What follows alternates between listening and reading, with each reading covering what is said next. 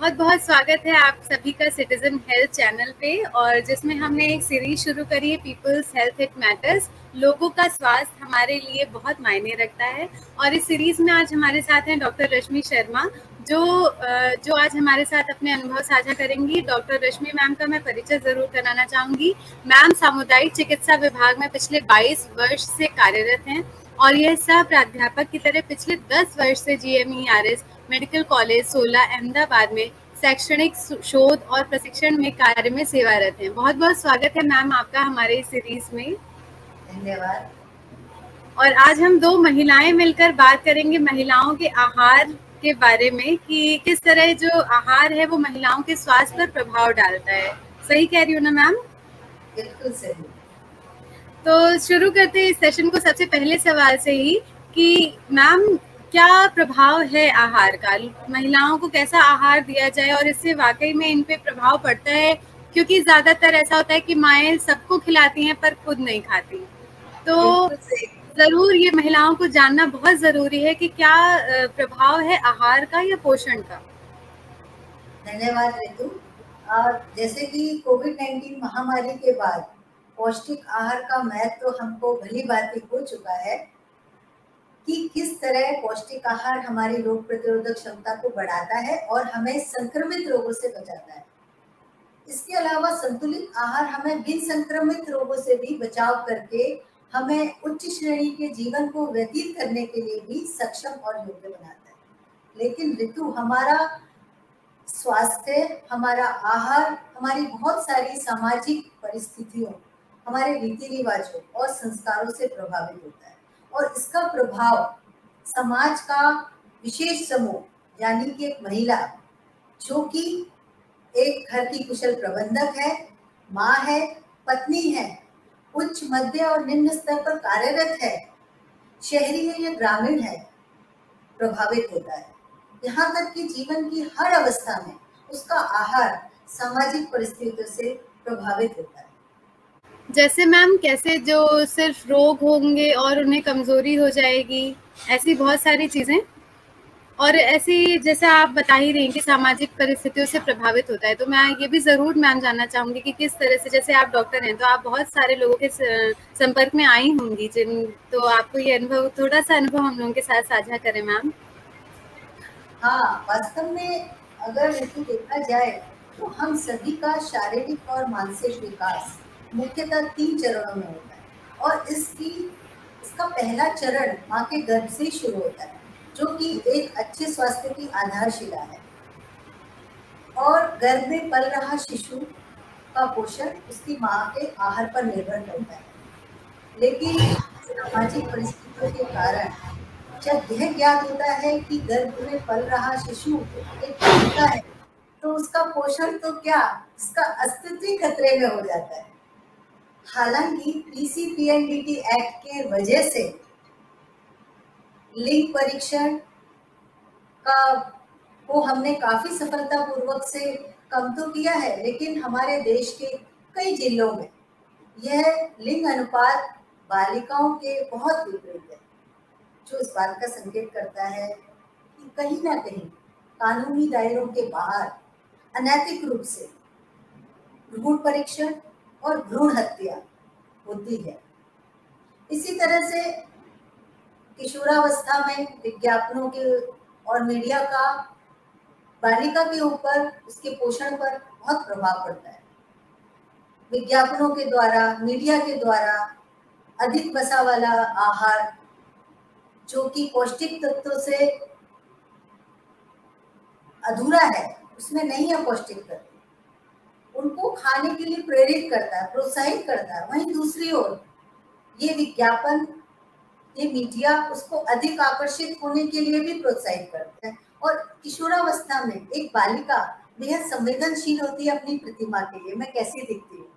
तो एक और उसको पौष्टिक तत्वों की जानकारी भी नहीं है, दूसरी ओर विज्ञापन और मीडिया उसको भ्रमित कर रहे हैं। तो या तो वो कुपोषण का शिकार हो सकती है या वो स्थूलता का शिकार हो सकती है, और दोनों ही वजह से वो मानसिक विकार का से भी ग्रसित हो सकती है। इसी तरह से हमारे समाज में हमारी परंपरा क्या है कि पहले भोजन हम घर के पति को, पुत्र को या ससुर को परोसते हैं, और यह मानकर कि उनको शारीरिक श्रम के लिए अधिक परिश्रम की जरूरत है और उनके शारीरिक विकास के लिए जरूरी है। और घर में उपलब्ध पौष्टिक आहार जैसे दूध, दही, मेवे, सब्जी, फल को प्रदान करने की प्राथमिकता भी उन्हीं को दी जाती है। अगर घर की स्त्री घर में बचा कुचा खाना आखिर में खाती है तो इसको संस्कारी माना जाता है। तो यह परंपरा प्राचीन समय से चली आ रही है, जिसको बदलने का अब समय आ गया है। अभी इसी तरह से देखा जाए तो प्रौढ़ावस्था, वृद्धावस्था में एक स्त्री फिर से अपने आहार के लिए अपनी पुत्र और पुत्रवधू पर निर्भर होती है। तो उसका ये जो संघर्ष आहार के लिए है, जो गर्भावस्था से शुरू हुआ था, वो वृद्धावस्था तक चलता रहता है और वो उसी को अपनी नियति समझती है। और बहू अब जब वो सास बनती है या माँ बनती है तो इन्हीं रीति रिवाज और संस्कारों को आगे बढ़ाती है। फिर शायद हम ये कह सकते हैं कि लिंग अनुपात को बालिकाओं के विपरीत करने में शायद वो स्वयं भी कहीं ना कहीं जिम्मेदार है।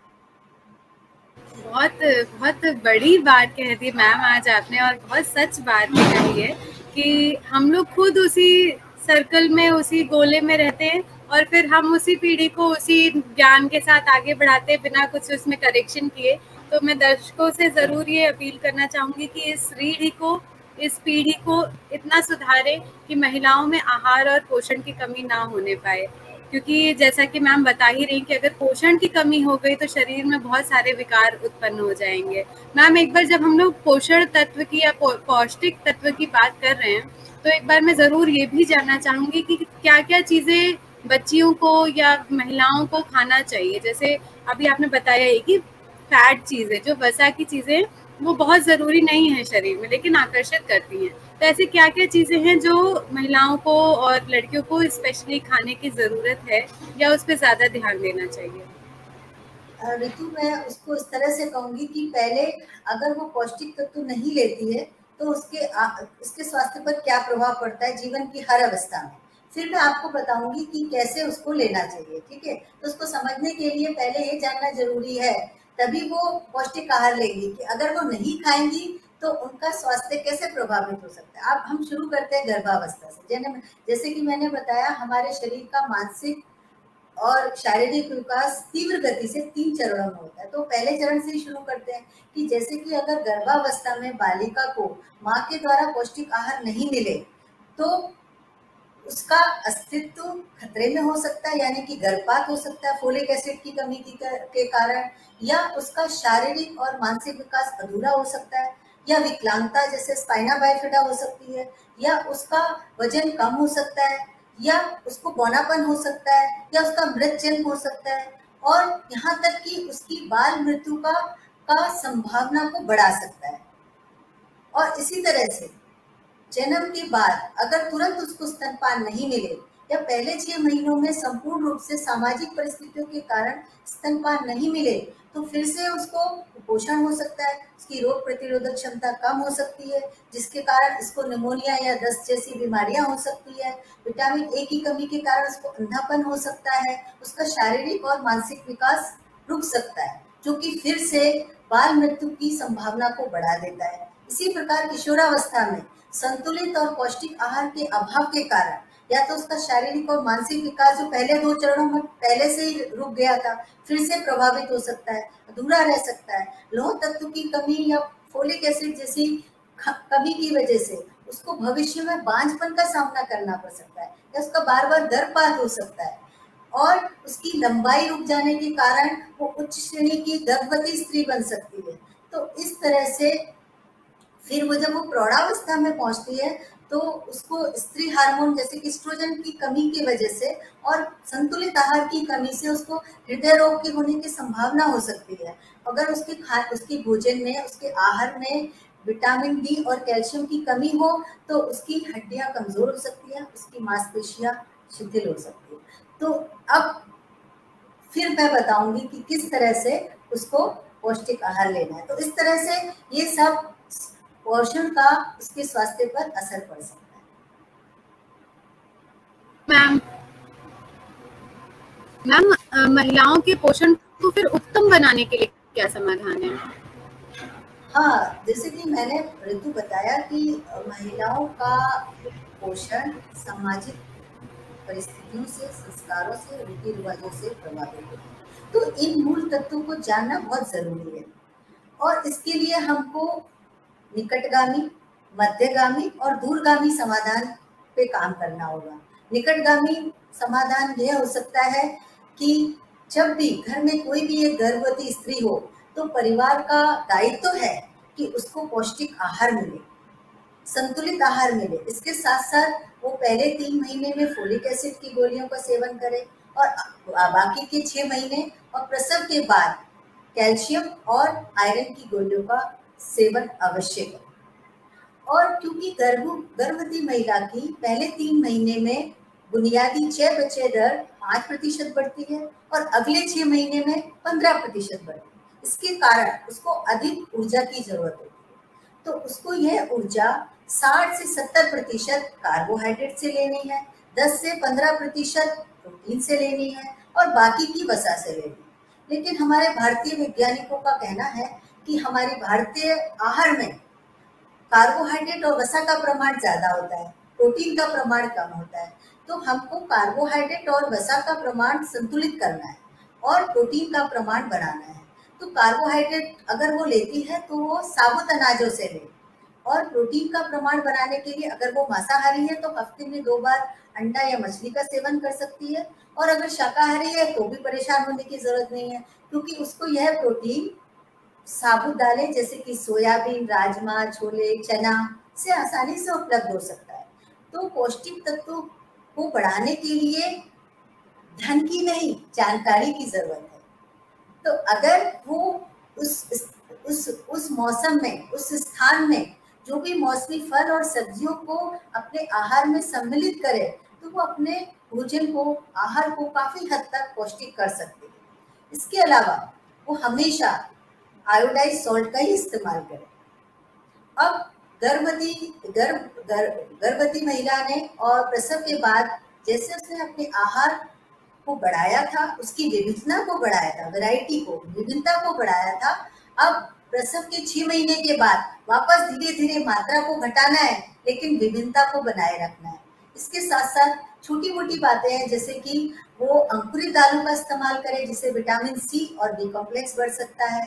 किण्वन वाले आहारों का इस्तेमाल करें जैसे डोसा है, इडली है, इसमें बी कॉम्प्लेक्स की मात्रा ज्यादा होती है। हो सके तो लोहे के बर्तनों का इस्तेमाल करें, धीमी आंच में भोजन पकाए और भाप में पकाए, तला भुना भोजन नहीं खाए और परिवार के सभी सदस्य मिलजुल कर भोजन करें तो वो अपने आहार को काफी हद तक पौष्टिक बना सकती है। अगर वो काजू बादाम नहीं खरीद सकती है तो मूंगफली से भी वो अपने को प्रोटीन का सेवन, प्रोटीन को शामिल कर सकती है। मैम वृद्धावस्था में, प्रौढ़ावस्था में ये सब मतलब अगर महिलाएं बूढ़ी हो गई हैं, जैसे हमारी माता जी हैं तो वृद्धावस्था में आ गई हैं, वो कहती हैं मैं ज्यादा नहीं खा सकती, मैं सिर्फ 1 रोटी खाऊंगी या 1.5 रोटी खाऊंगी, ऐसा करके ही सिर्फ वो सेवन करती हैं। तो उनको ये भी तो समझाना जरूरी है कि इसके साथ साथ दूसरी चीजों का सेवन करना भी जरूरी है। हाँ ऋतु, हमारी जो ऊर्जा का प्रमाण है वो हमारी उम्र के साथ साथ बदलता रहता है, क्योंकि ये फिर 50 से 60 साल के बाद उसी प्रतिशत में कम होने लगता है। फिर हमको संतुलित आहार की ज्यादा जरूरत होती है, इसमें विभिन्नता की ज्यादा जरूरत होती है, उसमें विटामिन की ज्यादा जरूरत होती है। तो हमको उसमें विभिन्नता बना के रखना है।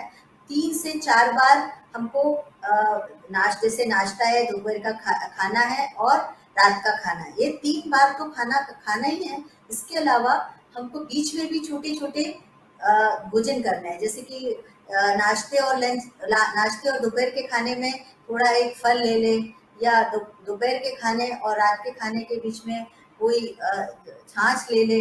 हल्का फुल्का पदार्थों का उसमें विविधता बनाए रखनी है और उसको छोटा रखना है। बहुत अच्छा लगा मैम, और बहुत सारी जानकारियाँ आज मुझे भी मिली हैं और मैं चाहूंगी कि औरतों के साथ साथ, औरतें तो ये वीडियो देखें लेकिन उनके साथ साथ पुरुष भी ये वीडियो देखें ताकि वो समझे कि उनकी माँ को, उनकी बहन को, उनकी पत्नी को आहार की और पोषण की बहुत जरूरत है। एक आखिरी कोई संदेश में?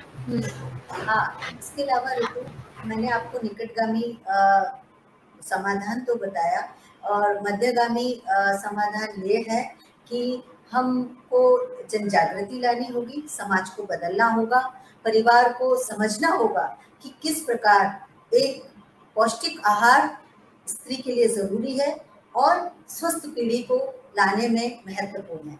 इसके लिए हर परिवार को यह प्रयत्न करना होगा कि वो लघु स्तर पर मौसमी सब्जी और फलों का उत्पादन करे, जिससे कि पौष्टिक आहार को उपलब्ध करा सके। और इसी तरह से अगर हम दूरगामी की बात करें, दूरगामी समाधान यह है कि हमको अपनी महिलाओं को, स्त्रियों को आत्मनिर्भर बनाना होगा। इसके लिए हमको उनको साक्षर बनाना होगा, जिससे कि हर व्यवसाय में, हर निर्णय में उनका योगदान हो। तो अगर एक स्त्री साक्षर होगी, आत्मनिर्भर होगी, तो अवश्य ही सशक्त भी होगी। और जैसे कि बेटी बचाओ बेटी पढ़ाओ जैसी योजनाओं को प्रोत्साहित करके उनका अमलीकरण करना होगा, क्योंकि एक सशक्त राष्ट्र का निर्माण और उसकी आधारशिला एक सशक्त नारी ही हो सकती है, और एक सशक्त नारी का सृजन एक पौष्टिक आहार ही कर सकता है। क्या बात है मैम, बहुत बढ़िया बात कही आपने। बहुत बहुत धन्यवाद मैम हमारे साथ जुड़ने के लिए। धन्यवाद ऋतु, बहुत बहुत। IAPSM को भी मेरे बहुत बहुत शुक्रिया कि उन्होंने मुझे ये अवसर प्रदान किया और मुझे अपनी बात बताने का मौका दिया। धन्यवाद, शुक्रिया। धन्यवाद मैम।